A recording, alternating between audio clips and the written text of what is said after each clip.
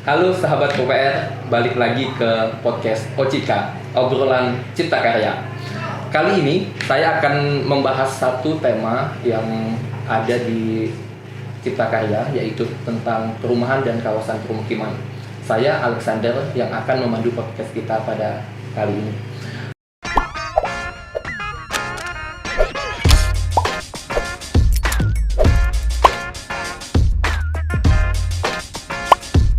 Oke sahabat UPR, saat ini kita telah kedatangan narasumber yang memang menggeluti tentang perumahan dan kawasan permukiman, dan beliau benar-benar tahu apa yang dibicarakan tentang perumahan dan permukiman, terutama lebih detail ke penanganan kumuh yang ada di Kota Pinang. Beliau adalah Pak Billy. Baik, Pak Billy, boleh diceritakan sedikit Pak tentang perjalanan karir Bapak, sehingga saya rasa menurut kami bahwa apresiasi tertinggi terkait penanganan rumahan dan kawasan permukiman memang Bapak yang pantas untuk membicarakan hal tersebut, Pak. Baik, terima kasih Pak Alex. Jadi kalau bicara perjalanan karir saya ya selaku ASN, pertama-tama saya diterima menjadi pegawai negeri sipil ini masuk di Bapeda Kabupaten Bangka Selatan. Jadi saya bertugas di Kabupaten Bangka Selatan kurang lebih hampir 11 tahun, dan memang saya dari awal sampai dengan saya mutasi pindah ke Kota Pangkal Pinang itu saya di Bapeda. Selanjutnya saya mutasi ke pemerintah Kota Pangkal Pinang dan juga dipercayai ya, diamanahkan juga masih di Bapeda menjadi kepala bidang pada saat itu fisik dan prasarana di Bapeda juga. Kurang lebih saya menjabat kepala bidang di Bapeda hampir 2,5 tahun. Selanjutnya saya berpindah tugas ke Dinas Perkim ya. Kurang lebih Dinas Perkim itu tahun 2017 saya di sana 3,5 tahun ya, menjadi kepala bidang permukiman. Berikutnya saya mutasi lagi, pindah lagi ke Bapeda. Jadi saya bolak-balik nih, Bapeda, Dinas Perkim. Ya, Bapeda, Dinas Perkim, balik lagi ke Bapeda ya. Kemarin saya dilantik lagi promosi pada saat itu sekretaris Bapeda, terus kepala Bapeda Kota Pangkal Pinang. Pada awal tahun ini 2023 bulan Januari saya diberi amanah lagi oleh pimpinan. Saya dilantik lagi menjadi kepala dinas perumahan dan kawasan pemukiman. Jadi memang secara karir saya hanya 2 OPD itu Pak. Iya. Jadi Bapeda, Dinas Perkim, balik lagi Bapeda, Dinas Perkim. Jadi kalau bicara kawasan kumuh ini kan memang sebenarnya udah panjang ya ceritanya. Sekarang kita Pokja PKP, sebelumnya ada Pokja AMPL, air minum dan penyihatan lingkungan. Selanjutnya ada lagi Pokja Sanitasi. Nah sekarang Pokja PKP.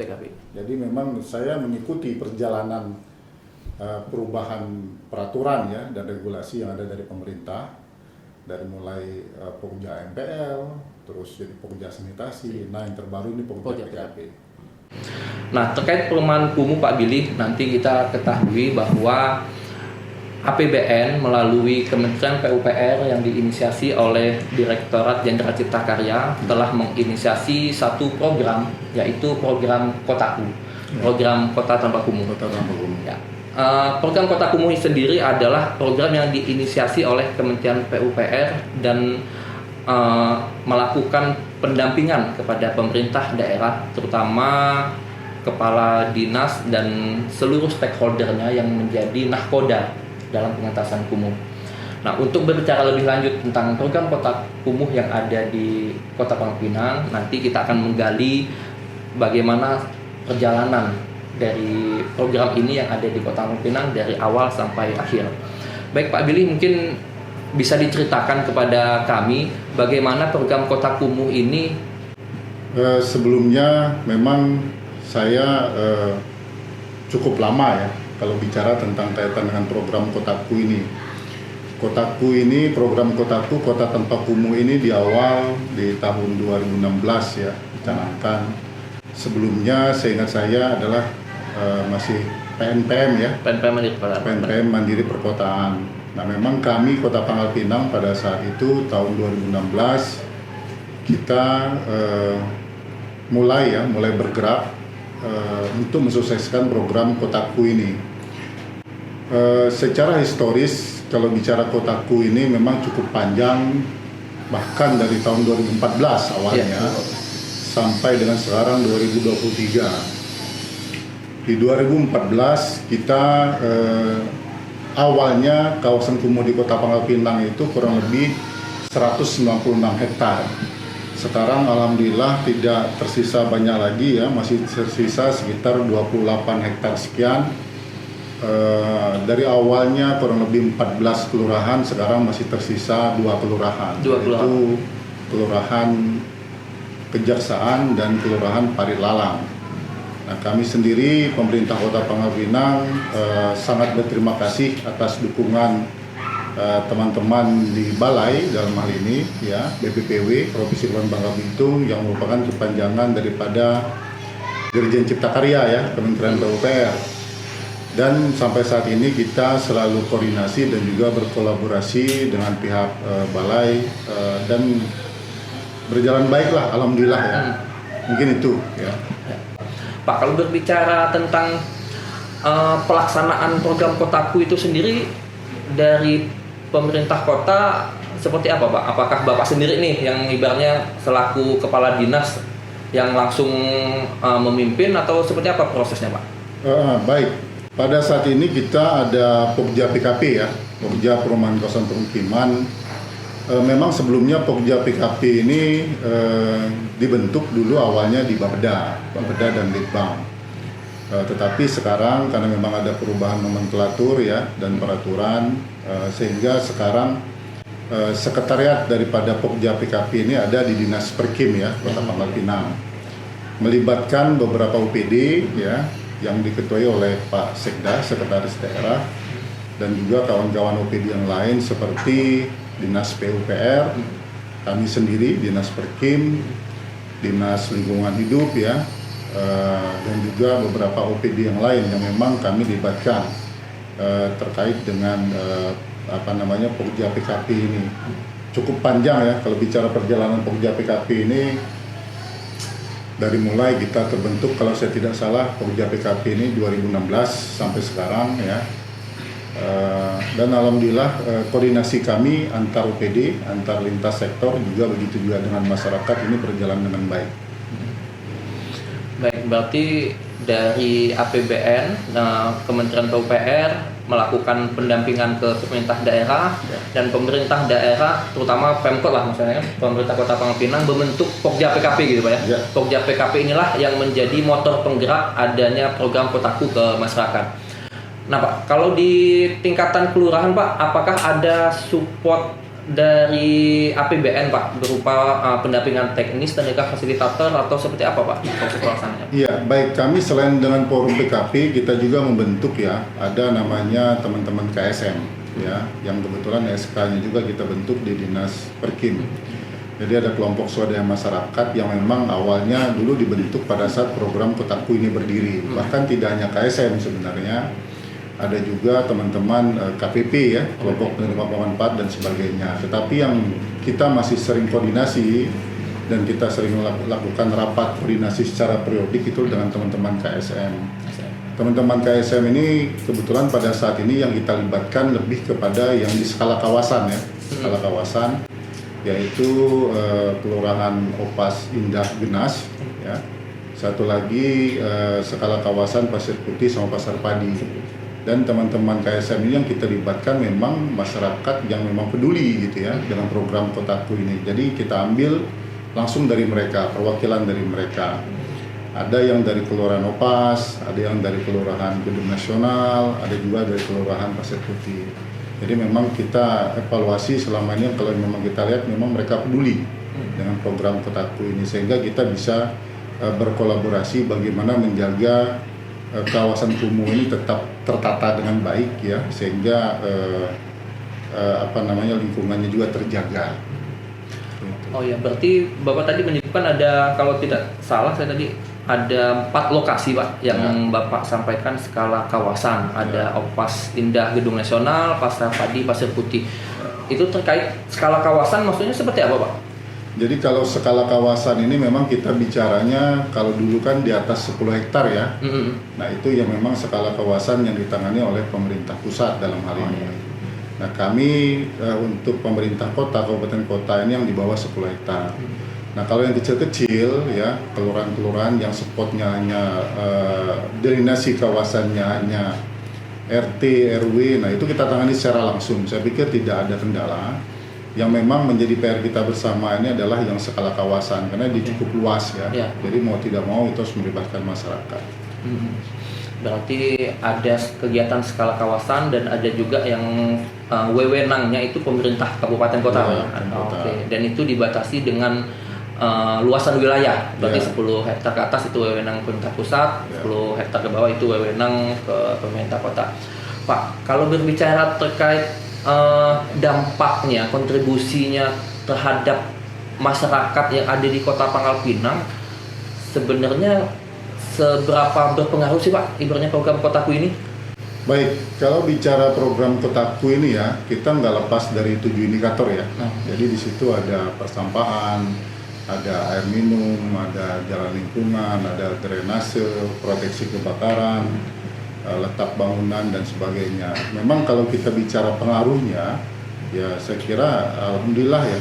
Jadi cukup signifikan sebenarnya, bisa kita rasakan dari yang total luasnya saja di hampir 200 hektar, sekarang masih sisa kurang lebih hampir 20-an hektar.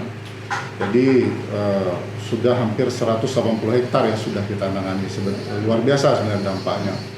Yang awalnya mungkin kalau kita bicara jalan lingkungan, bicara kualitas daripada jalannya tidak begitu baik.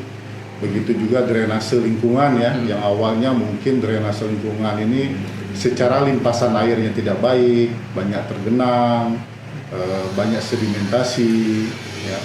Dengan masuknya program Kotaku ini ya, alhamdulillah ada perubahan. Jadi wajah-wajah yang awalnya kumuh ya, secara kasat mata kita lihat kumuh, sekarang ya sudah kita rasakan perubahan dampaknya. Begitu juga kaitan dengan pengolahan persampahan dan sebagainya. Jadi memang sangat dirasakan oleh masyarakat. Apalagi terutama seperti kita bicara skala kawasan Opas Genas ya. Opas Genas itu kan dulu ini adalah masyarakat pesisir yang berada di pinggir sungai. Belum adanya jalan inspeksi yang sebelum dibangun oleh pihak balai melalui APBN, kami sangat berterima kasih dengan pihak balai ya. Dulu kalau kita bicara karena tidak ada akses jalan inspeksi ya, jadi masyarakat itu pertama ya bicara buang sampah, mereka buang sampah ke belakang rumah langsung ya, karena memang posisi rumahnya membelakangi sungai. Terus kedua juga kalau memang kita bicara kalau ada kebakaran tidak ada akses ya, tidak ada akses. Jadi mobil-mobil pemadam kebakaran tidak bisa masuk karena memang jalannya cukup kecil dan padat. Sehingga kemarin memang dari teman-teman di Pokja PKP kita bersepakat perlunya memang membangun jalan inspeksi untuk skala kawasan tersebut. Jadi alhamdulillah wajah lingkungan sekarang kalau kita bicara Opas dan Genas, terutama yang di pesisir Sungai Ratuy itu ya udah luar biasa perubahannya gitu, bisa dirasakan. Dan juga masyarakat sangat berterima kasih lah ya kepada pemerintah Kota Pangkal Pinang atas inisiasinya, dan ini juga sebenarnya atas usulan dari tokoh-tokoh masyarakat juga yang ada di Kelurahan Opas maupun di nasional. Oke Pak Billy, nyambung ke tadi, dengan adanya jalan inspeksi sangat membantu masyarakat, terutama memberikan akses gitu ya. Akses jalan masuk damkar jika terjadi kebakaran, ada juga akses terhadap persampahan tentunya. Pak, kalau berbicara dari sisi ekonominya, dampak program Kotaku ini seperti apa ya Pak? Ya, baik. Jadi memang kalau kita bicara dari sisi ekonomi ya, kami sebenarnya pemerintah Kota Pangkal Pinang itu melalui Pokja PKP kita sudah beberapa kali rapat ya, termasuk juga dengan lurah ya, camat dan juga RT RW yang ada di lingkungan tersebut. Nah, pada tahun kemarin 2022 kita ada membangun beberapa kios ya, kios UMKM ya, yang memang rencananya nanti ini akan kita kelola. Nah, di awal tahun 2023 kami kemarin sudah rapat teman-teman Pokja PKP, kita juga melibatkan Disperindak, teman-teman Disperindak ya, karena nanti kios-kios yang sudah kita bangun ini rencananya memang kita sudah serah terima nanti dengan teman-teman Disperindak agar ini dikelola oleh masyarakat kita, UMKM yang ada di situ ya terutama. Jadi ini tidak hanya menjadi tugas Dinas Perkim saja untuk menangani kawasan kumuh ini, tapi perlu kolaborasi. Bagaimana kita menghidupkan yang awalnya kawasan ini adalah kawasan yang kumuh, tetapi menjadi salah satu destinasi wisata ke depan. Karena memang kita Kota Pangkal Pinang, kalau kita bicara destinasi wisata itu sangat terbatas. Nah, konsep kawasan kumuh Pas Genas ini kita rencanakan adalah salah satu tagline-nya adalah kawasan Kampung Senyum. Kampung Senyum. Nah, secara infrastruktur ya, selain tadi kios yang sudah kita bangun, kita juga sudah menyiapkan kantong-kantong parkir ya, kendaraan roda 4, kendaraan roda 2, termasuk juga WC itu sudah kita bangun, termasuk juga kita membangun lampu-lampu ya, lampu-lampu. Jadi kalau pada saat malam hari silakan masyarakat Kota Pangkal Pinang ataupun di luar Kota Pangkal Pinang yang memang mau singgah ya dan memang melihat suasana pinggir sungai ya, silakan nanti main ke Kampung Senyum Pas Genas. Jadi lampunya itu lumayan, itu sepanjang jalan Spekti itu sudah kita bangun kemarin ya. Jadi saya pikir kalau bicara malam-malam suasananya cukup romantis lah Pak Alex. Ya, untuk di di kawasan kumuh tersebut. Ya, tadi disampaikan oleh Pak Alex juga dengan awalnya rumah itu membelakangi sungai, sekarang rumah itu banyak menghadap sungai ya. Ini memang kita butuh perlahan-lahan ya merubah mindset masyarakat. Tapi seiring berjalan waktu, ini rumah-rumah ini sekarang mulai menghadap ke sungai. Nah, juga banyak masyarakat yang sekarang ini sudah mulai bikin toko Pak, warung-warung gitu ya, warung-warung. Karena di luar masyarakat Opas ada juga masyarakat yang lain yang datang ke sana gitu ya. Dan bahkan di hari Sabtu Minggu, hari-hari libur, bahkan hari-hari besar itu ada kegiatan olahraga di sana. Ibu-ibu sering senam ya. Dan kita juga siapkan RTP Pak. RTP ruang terbuka publik. Sekarang sudah kita perbaiki ya, kita rehab kembali supaya jauh lebih nyaman lah, lebih betah. Jadi harapan kita nanti aktivitas ekonomi yang berjalan di kawasan Pas Genas ini paling tidak ini memberi pengaruh kepada masyarakat sekitar dan juga meningkatkan pendapatan ekonomi masyarakat. Yang awalnya masyarakat di Pas Genas ini yang pesisir ini kebanyakan rata-rata nelayan gitu loh. Nelayan. Tetapi kita juga di sisi lain kita juga berharap mereka mulai tidak hanya nelayan ya, karena bicara nelayan ini kan dia musiman ya. Dia musiman. Pada saat mungkin musim-musim tertentu mereka tidak bisa melaut gitu kan. Paling tidak mereka mempunyai mata pencaharian lain, yaitu ya selaku UMKM ya, maka kita siapkan kiosnya. Dan ini baru langkah awal kami. Ke depan juga nanti kita akan bangun lagi kiosnya. Karena ini cukup panjang ya jalan itu. Nah, jalan itu sekarang kita baru bicara sekitar baru 400 meter yang baru kita bangun untuk mendukung sentra ekonominya. Tetapi ke depan akan kita bangun lagi sepanjang jalan itu. Nah, kita bertahap lah, kita bertahap. Paling tidak sudah ada perubahan wajah ya di kawasan kawasan kumuh Pas Genas. Baik, tadi ada satu kata kunci Pak yang sebenarnya saya highlight yang sempat muncul dari Bapak, yaitu kolaborasi gitu Pak. Ya. Jadi bukan hanya tanggung jawab pengampunya di Dinas Perkim itu sendiri kan, ternyata ada juga keterlibatan OPD lain, dan jika dikaitkan dengan ekonomi ada peran Disperindak di situ. Ya. Kalau berbicara tentang pihak lain Pak selain pemerintah sendiri, bagaimana Pak dukungan entah itu pihak swasta dan yang dari masyarakat itu sendiri Pak? Baik, kami sendiri sebenarnya di luar yang sudah kita bangun melalui APBD ya, kami juga sebenarnya mengusulkan usulan-usulan yang bersifat dari swasta ya, dalam hal ini CSR. Tetapi memang mekanismenya sekarang tidak melalui Pokja ya, tetapi melalui forum CSR. Nah, forum CSR itu di tingkat kota itu sudah dibentuk. Jadi kami sekarang teman-teman Pokja PKP itu kalau ingin mengusulkan dana bantuan CSR, apakah dari perbankan ataupun dari private ataupun dari BUMN segala macam, itu kita lewat forum CSR. Dan memang alhamdulillah ya adalah bantuan-bantuan teman-teman forum CSR. Kita juga mengharapkan juga kontribusi dari masyarakat ya. Jadi ke depan memang kita akan lebih akan kita coba rubahlah mindset perlahan. Jadi ini membangun wilayah ini tidak hanya menjadi tanggung jawab Pemda maupun pemerintah provinsi maupun pemerintah pusat, tetapi memang harus ada kepedulian masyarakat ya. Sehingga karena mereka yang tinggal di sana gitu ya, mereka yang harus menjaga lingkungan tersebut.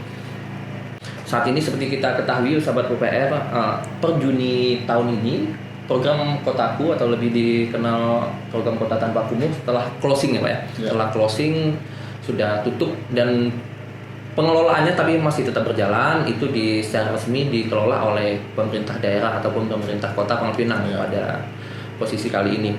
Nah, berbicara yang seperti Bapak sampaikan tadi bahwa proses keberlanjutan ini tidak hanya ada di kami di pemerintah pusat, tapi juga ada keterlibatan lain, baik itu pihak swasta, masyarakat, dari provinsi dan segala macam. Kolaborasi ini yang saya highlight tadi, sahabat PR, bahwa kita tidak bisa merubah suatu kawasan kumuh tanpa adanya kolaborasi. Betul. Intinya seperti itu Pak ya? Betul. Sejauh ini apa tantangan terbesar Pak dalam melakukan proses melanjutkan ibarat program Kota Tanpa Kumuh ini Pak? Iya, jadi memang kalau bicara program Kota Tanpa Kumuh ini ya, kalau bicara untuk yang skala lingkungan, karena memang dia ruang lingkupnya kecil ya, saya pikir tidak begitu ada kendala yang berarti. Tetapi kalau kita bicara skala kawasan, nah memang ini harus butuh butuh kepedulian kita. Jadi tidak hanya pemerintah kota ya, masyarakat, tetapi juga harus kepedulian dari stakeholder lain. Bagaimana kita ingin merubah wajah kumuh ini menjadi salah satu destinasi wisata kan. Nah, kalau bicara kendala-kendala yang kita hadapi, pertama memang kalau bicara kawasan kumuh Pasgirnas ini adalah posisinya berada di pesisir Sungai Rangkuy ya, dan memang ada di hilir Pasar Induk, ada di Pasar Induk. Yang memang kita sedikit tekankan adalah kendala kita, kalau mungkin bicara untuk di kawasan di daratannya itu kita tidak ada kendala, tetapi memang kalau yang di sungainya itu memang masih banyak sedimentasi. Jadi memang secara view kalau kita lihat pada saat air laut pasang itu view-nya lumayan bagus. Tapi pada saat dia air laut itu surut, nah itu udah mulai kelihatan sedimentasinya. Nah, kami kemarin pemerintah kota sudah melakukan audiensi dengan pihak Balai Wilayah Sungai BWS ya. Di awal tahun kami kemarin menyampaikan kepada BWS untuk segera melakukan normalisasi ya. Karena bicara Sungai Rangkuy kewenangannya adalah kewenangan BWS. Nah, mudah-mudahan kalau tidak di akhir tahun ini, mungkin di tahun depan itu mereka melakukan normalisasi Pak, dalam rangka untuk mendukung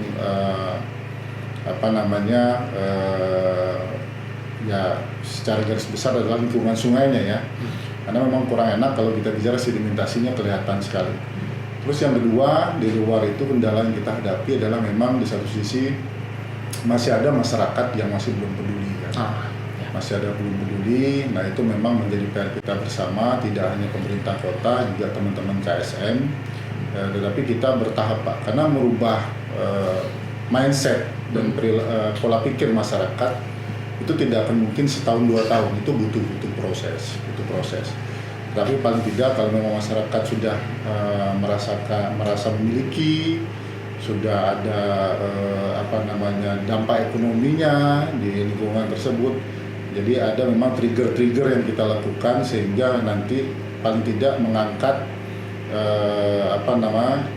mengangkat kehidupan ekonomi lah yang di sana di kawasan kumuh ini.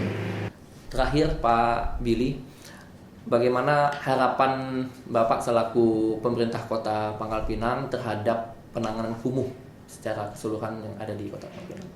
Baik, terima kasih. Jadi kalau kita bicara harapan ya, kami berharap sebenarnya apa-apa yang sudah dibangun oleh pemerintah, baik oleh pemerintah pusat, pemerintah provinsi maupun pemerintah Kota Pangkal Pinang, infrastruktur yang sudah kita bangun ya, itu lebih dipelihara oleh masyarakat sehingga ada rasa memiliki lah. Jadi tidak hanya semata-mata selalu mengharapkan pemerintah yang melakukan pemeliharaan. Jadi paling tidak masyarakat, karena memang mereka tinggal di area tersebut, ya mereka harus ada rasa memiliki untuk menjaga lingkungan mereka sendiri. Nah itu yang pertama. Terus yang kedua, kita juga terkait dengan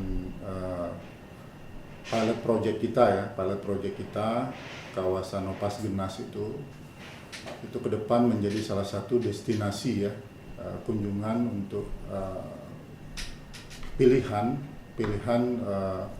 destinasi selain yang sudah ada seperti Pantai Pasir Padi, mungkin alun-alun Taman Merdeka, Taman Sari, Taman Dialopa ya. Salah satunya kita harapkan nanti adalah Kampung Senyum ya.